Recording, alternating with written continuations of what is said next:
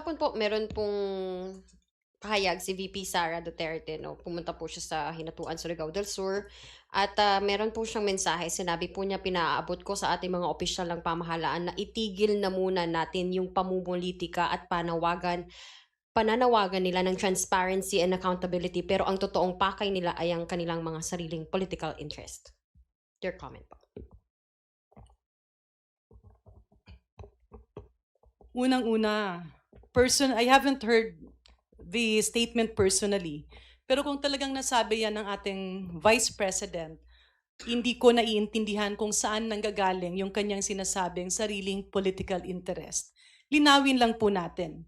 Noong nakaraang 3 araw na nagkaroon ng impeachment trial, naipresenta ng ating prosecution na ilatag yung aligasyon dun sa articles of impeachment kung saan andun yung threat sa Pangulo, sa First Family, and of course our former Speaker.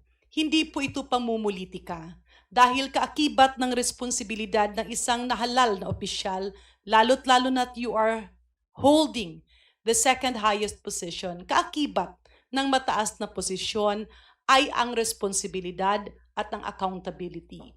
Hindi naman tinitigil yung serbisyo sa taong bayan, patuloy na tumutugon ang gobyerno sa mga pangangailangan, patuloy na gumagalaw ang Kongreso, patuloy na nagtatrabaho ang Senado, ngunit we cannot have selective tasks. Hindi pwedeng piliin lang natin yung ating trabaho dahil ang ginagawang impeachment trial ay sang-ayon sa saligang batas. It is our moral obligation and our moral duty. Balikan lang natin yung last week. And sa pananaw ko, next week we'll have more fireworks. Magiging exciting din yung next week. Pero kung ibalik natin dun sa nakaraang unang 3 araw ng pagdidinig ng impeachment court, which is the Senate in this case, andun kasi yung usapin na kaya ginawa niya yun at kaya siya nag-react ng ganon dahil na-trigger nung parang naging emotional yung kanyang chief of staff or si Attorney Zulaika Lopez. Pero ibalik natin. Sa ngayon ba, karapatan na ba na pagbantaan mo ang buhay ng isang tao dahil lamang ikaw ay galit? Pagbantaan mo ang buhay ng isang tao or magbigay ka ng banta dahil you are in the peak of your emotion. At ibalik rin natin, medyo nakakalungkot na habang patuloy na dinidinig ng impeachment court yung alegasyon ng prosecution, yung namang depensa ng defense panel, naglalaganap ang mga fake news, fake information, twisted facts sa social media. And I'm sorry to say this, yan po ay isa sa legacy na nakuha natin noong nakaraang administrasyon. Kaya dapat rin niyang ayusin. Ibalik natin doon sa, I remember meron kasi yung piloto, no? Na naglabas siya ng baril dahil nagalit siya doon sa traffic.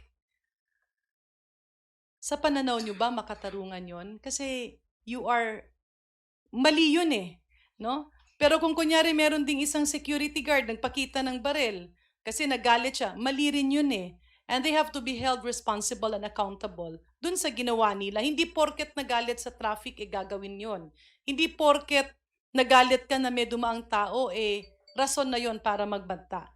But if we look at the situation, ito nga ang pinag-uusapan, kaya hindi natin dapat ilihis eh. Kasi ang pinag-uusapan dito is kaakibat ng poder ng isang tao ay accountability. So, calling to stop all of this might be pointing to the fact na hindi maidepensa yung mga alegasyon doon. So, ba't hindi natin ibalik? Pag-usapan natin yung mga alegasyon, it's the best venue where the Vice President can refute the allegations and clean her name. Hindi natin pwedeng ituro ito sa iba dahil ito ay parte at kaakibat ng tungkulan kung saan tayo ibinoto.